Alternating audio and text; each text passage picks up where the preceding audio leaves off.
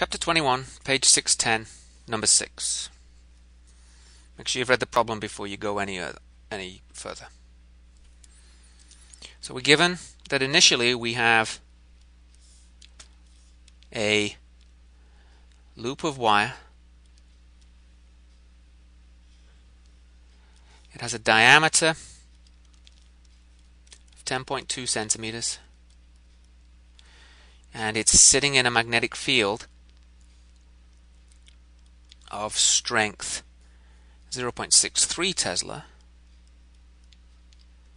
and that's pointing upwards. So there's a magnetic field of 0.63 Tesla pointing upwards, so that gives us some magnetic flux coming up through the center of this loop.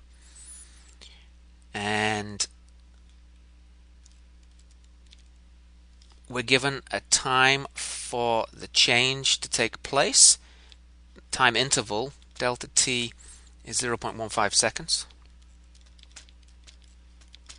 And during that 0.15 seconds, we had the loop stays the same, and its orientation stays the same, but we end up with a new magnetic field which is pointing down into the page. So maybe I'll give that a minus sign, 0.25 Tesla the other way. And this is a weaker field, and I can indicate that by having fewer field lines pointing into the page. This isn't a quantitative representation, but fewer field lines, less flux, a weaker field. Okay? And we're asked to find the average induced EMF again.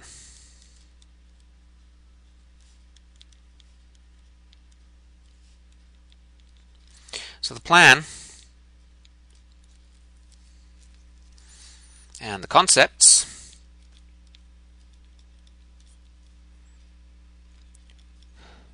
So we're looking at the flux through a loop.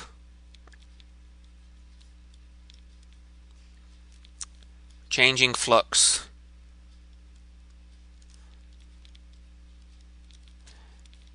implies is going to cause an induced EMF.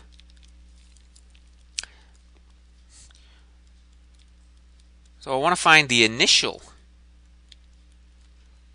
flux through the loop using the initial field. Call that one B1. I want to find the final flux using B2. I've got to be careful because B2 is in the opposite direction. The change is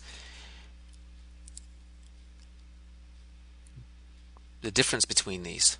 So it's actually bigger than either of them because one's up, one's down. And then once I've found the initial and final flux, I can find the change in flux. And finally, once I've found the change in flux, I can find the induced EMF by using that change in flux that I calculate and dividing it by the time interval, because the induced EMF depends on how quickly this change takes place.